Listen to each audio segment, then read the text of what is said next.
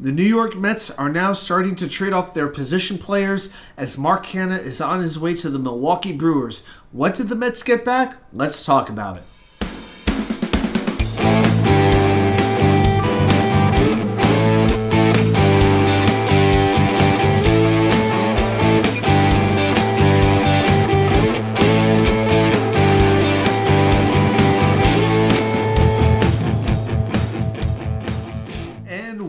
Well, welcome back to New York Sports WickerMedia. I'm K99. Thank you, as always, for taking the time to watch these videos. So, the news has just broken by Will Salmon of The Athletic, Ken Rosenthal as well. The New York Mets are trading Mark Canha, an upcoming free agent outfielder, to the Milwaukee Brewers, and in return the Mets get a minor league pitcher named Justin Jarvis, currently pitching at AAA Nashville. Spent most of the season at AA Biloxi, Mississippi. Now, I'll say this first of all. I thought Mark Canha was a good all-around Met, a decent player. Didn't do anything necessarily great, but gave you a little bit of everything. You know, he could hit a home run once in a while, played pretty good defense. He could run a little bit, hit for decent average. Not what you would call a special player by any stretch, as he's hitting his mid-30s, but a good all-around professional baseball player and a fellow foodie, so you know I'm a fan of that. But Canha now has an opportunity to do something in the playoffs, which he has not had a lot of chances to do in his career. He's on his way to Milwaukee.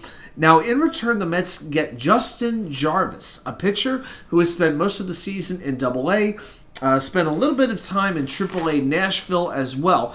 Now, the tricky thing with this is, depending on who you talk to or what reports you follow, there are very conflicting reports about Justin Jarvis, because Baseball America has him ranked as the 12th best Brewers prospect, but if you go by mlb.com, he's the 30th. So what are the criteria that we're really looking at here to evaluate these prospects? I mean, clearly, you could see a stark difference between Baseball America and MLB.com. I'm not here to tell you that one is better than the other, but you have to take these prospect rankings, a little bit skeptically, with a grain of salt. But here's what we can tell you about Justin Jarvis. He was drafted in 2018 in the 5th round. In 2023, he's had 17 starts, starting pitcher, 4.33 ERA, 87 innings pitched. He's got a 1.42 whip, not exactly what I would call exciting stats, but hey, he's 23 years old. He's expected to be ready for the major leagues very, very soon. His estimated time of arrival is, if not this year, definitely next year. So one thing that the Mets system has really, really been lacking is not just pitching, but pitchers who can help this team in 2023 and also in 2024, because most of the top Mets pitching prospects are in single A or in double A, and they're multiple years away. That is not the case with Justin Jarvis. Now, at 6'2", 183, he's a little bit of a string bean. You hope he can hold up as far as injuries go. But here's the thing.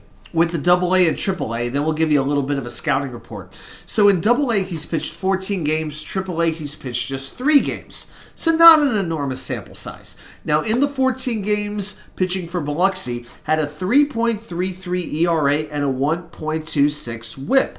Walks plus hits divided by innings pitched. Very, very respectable numbers. But the 3 games he's pitched for Nashville, he has a 10.8 ERA and a 2.49 whip. So he was only called up to AAA recently. He's still making that adjustment clearly. I don't want to put too much emphasis. I don't want to condemn him based off 3 starts in AAA baseball. But clearly he's taking some time to adjust. So it seems to me the smarter play is to maybe see what he could do in 2024.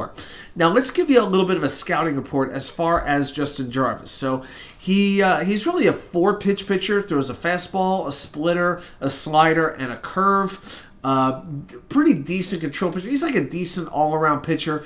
His highest ranked pitches are the fastball and the splitter, which are ranked at a 55. Again, the scale that that the scouts use goes from 20 at the low to 80 at the high. So 55 is just slightly above average. Okay, so let's see. Jarvis was Milwaukee's minor league pitcher of the month this past April. Struck out 29 batters over 4 starts. Not bad. He throws from a high arm slot, and he's picked up a little velocity. His fastball sits at about 93 to 95 miles per hour. But what makes the fastball work is that it rides up in the zone a little bit, has a little bit of giddy up on it where it almost goes up. So that is something to watch. Now his splitter he only added in the last 2 years. Okay, so that gives so while you have the fastball that can tend to rise just a little bit, you have the splitter that does the opposite. So that's a nice contrast to have right there. The slider he throws in the low 80s. It's got good vertical break, and then the curveball is another off-speed look, which is about he throws that in the mid 70s. So it's one of those looping 12-6 curveballs. Now here's the issue with Jarvis. Why is he not ranked quite so high? Why has he had some trouble adjusting?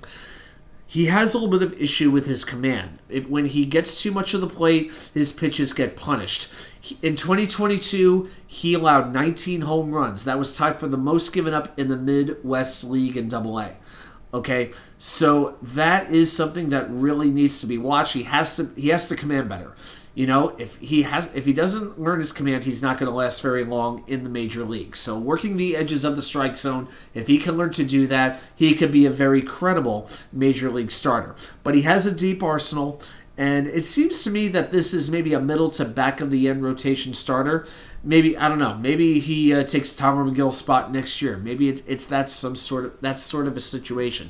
But the fact that one of the two probably most respected scouting publications has him ranked 30 in Milwaukee, and the other one had him ranked number 12, you know, clearly there are some very distinctive positives and negatives, and it's just a matter of time till we see what he winds up becoming. But hey, the Mets feel as though they can mold pitchers with all the technology and all the new things that they have coming in. Well, maybe they look at Justin Jarvis as a prospect who they can mold into their image and make him a pitcher who can help the big league team going into 2024. Well, those are my thoughts on the trade. I feel as though it's kind of a chance we're taking. I can't say I have super high expectations on it, but this team did need some pitching that could help them in the near future, and Jarvis very well may be that, so I think it's a risk we're taking. Well, let me know your thoughts. Put them right down there in the comments. Thanks, everybody, for watching. I'll see you once I'm right back in the Wicker Chair.